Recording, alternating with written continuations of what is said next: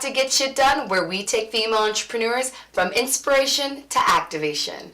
See, guys, there's this dirty little secret in entrepreneurship that we don't talk enough about.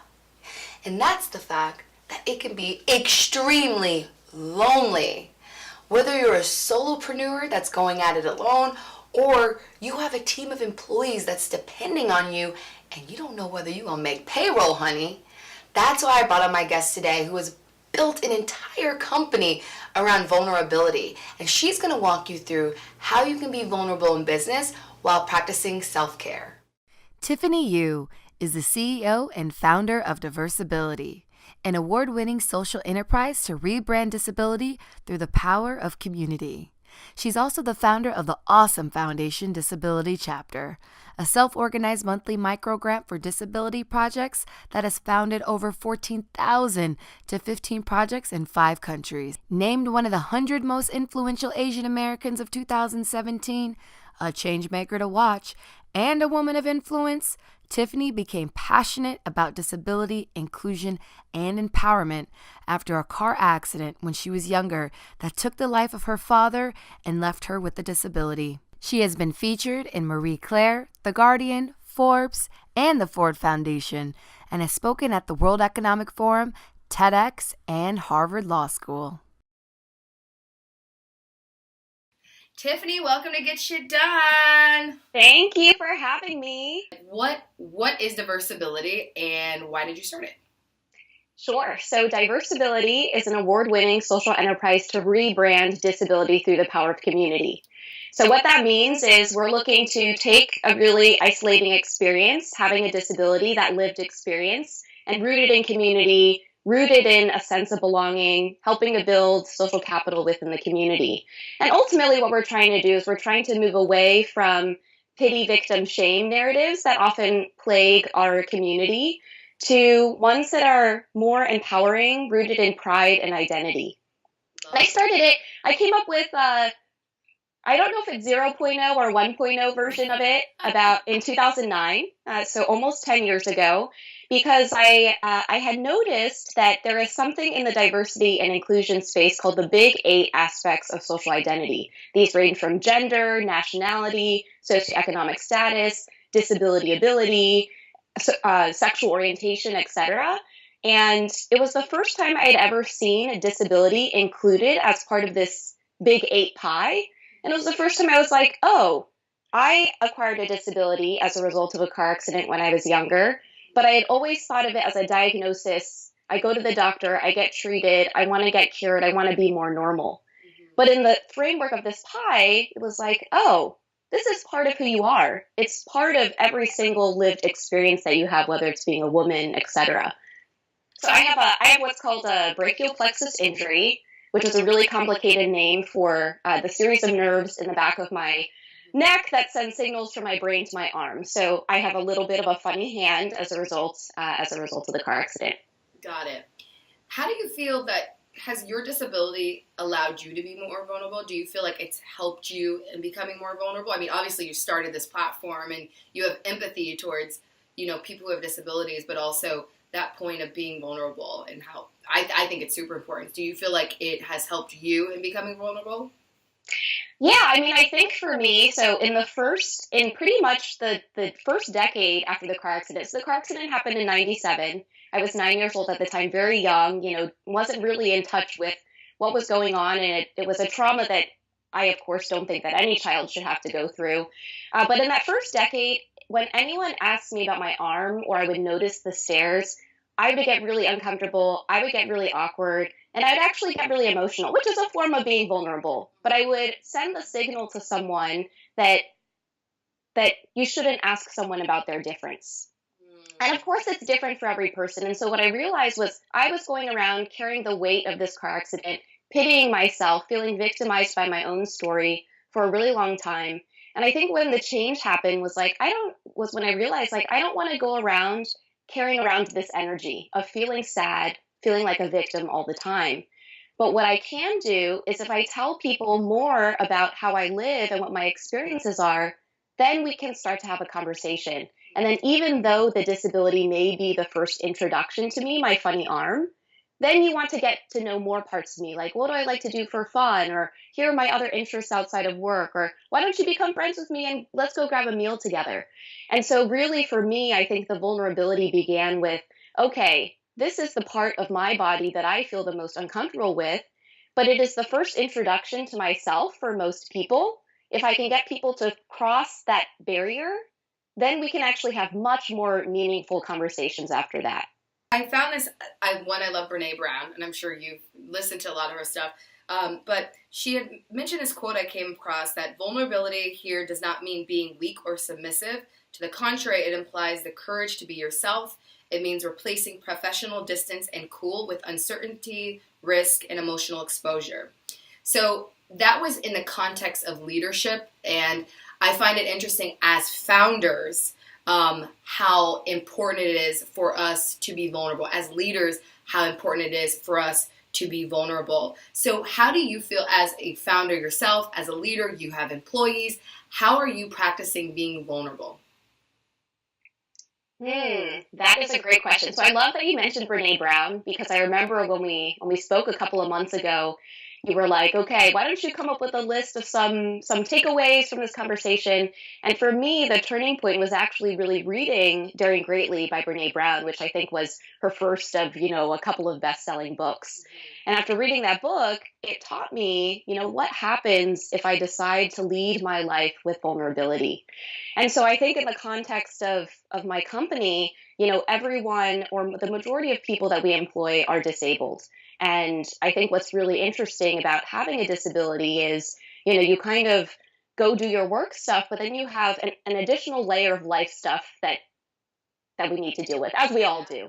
And I think by being open, I mean, there are a couple days where I will tell people on my team or even our community, like, hey, I'm taking a self-care day. You may not hear from me. Or I remember I'll often tell people, hey, not feeling so great today, gonna take some time away. And what's really interesting is the response is, oh, you got to do what you got to do, take care of yourself first, totally fine.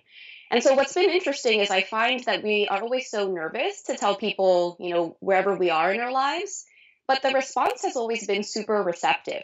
Yeah. And so we're like afraid that there will be some kind of backlash. And unfortunately, in some cases, there may be. But if you surround yourself with the right people and and they make it and you make it okay to not be okay sometimes, then you are actually fostering a culture that can build off of people being able to bring their full selves to work. Love that. And I remember I wrote this down from the last time we talked because I thought it was amazing. You said success on paper is not as important than what's happening behind closed doors. We talk about when we fell and when we got up, but we don't talk about how we got up.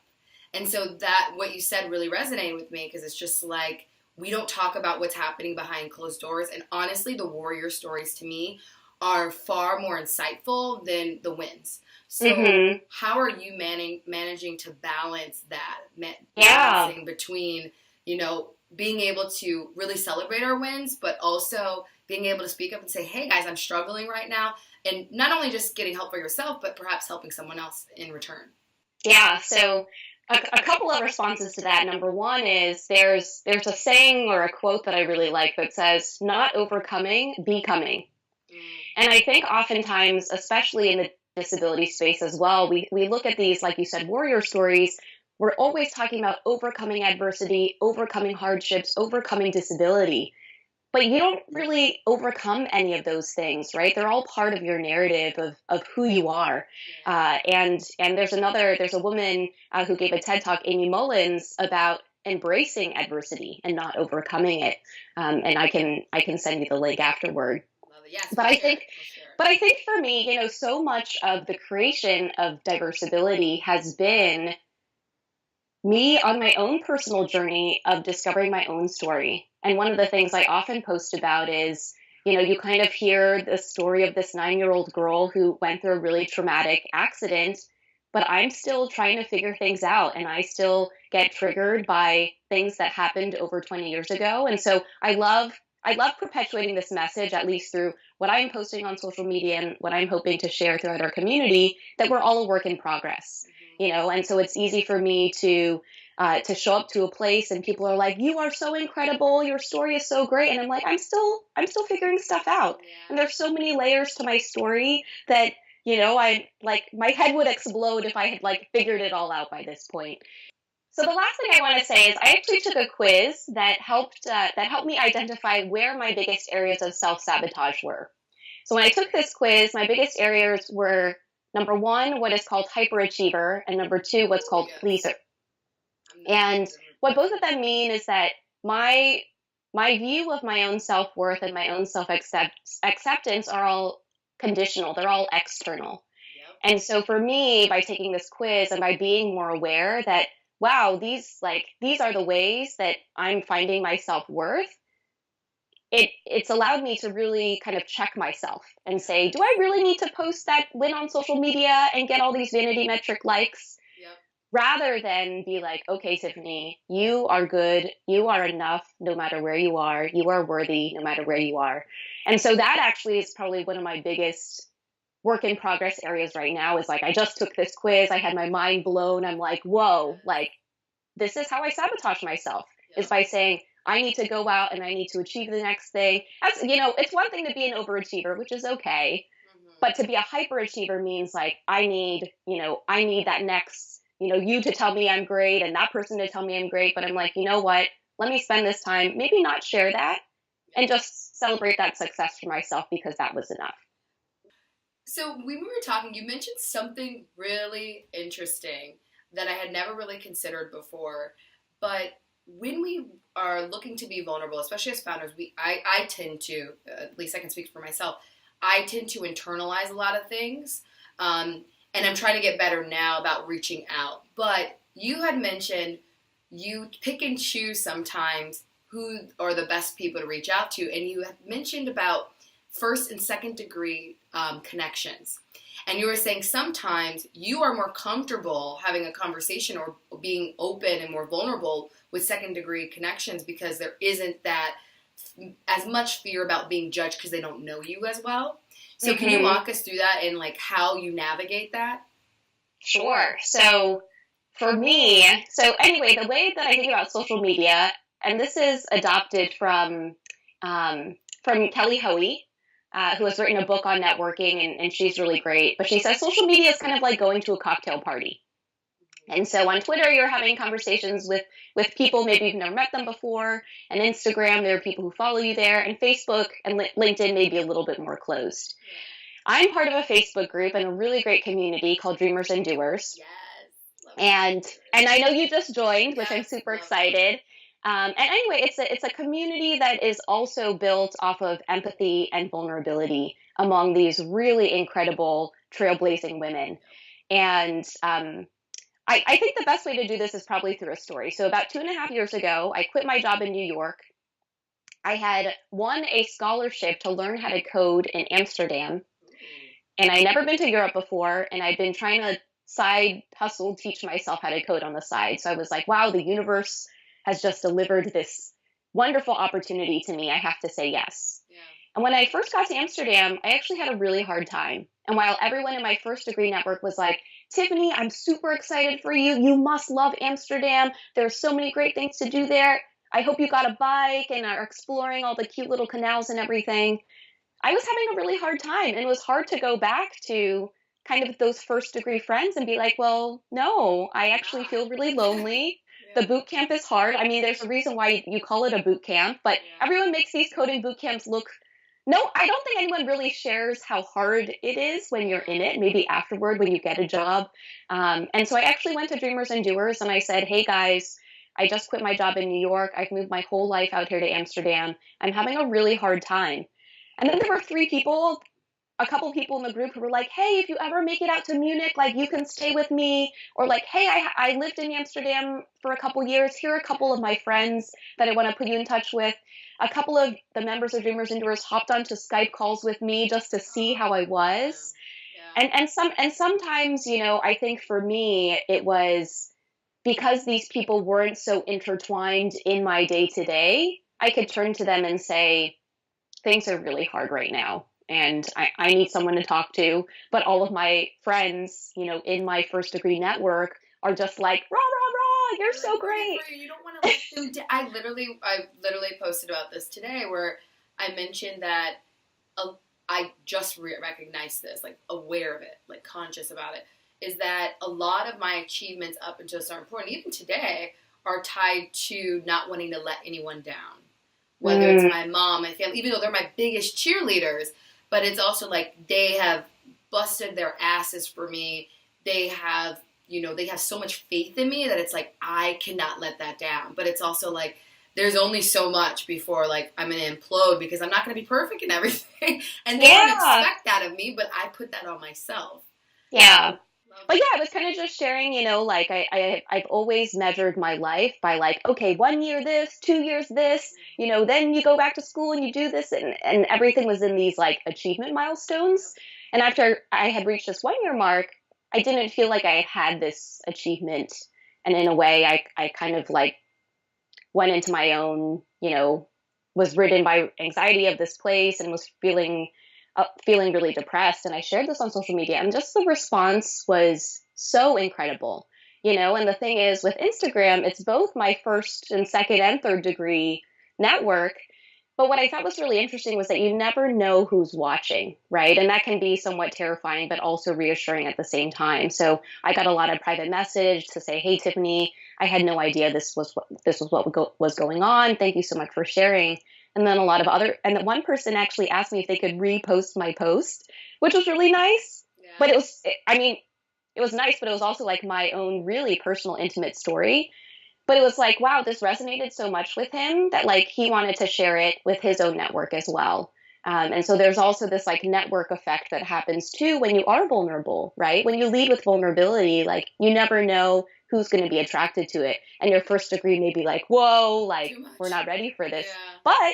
But they may be ready, and I think as long as we're consistent, I think, and we're not, I think there's like a little bit of shock value sometimes if like you're portraying something as your personal brand and then all of a sudden like something really different happens. But I think I've been really consistent in sharing and leading with vulnerability since I read Daring Greatly. So there's no surprises of what you're going to expect from me. And so when we're leaders in our companies, in the world, something we did really well at my last company, ZipFit, is we were very good, in my opinion, at being transparent and vulnerable enough with our employees about certain risk issues, things we were going through.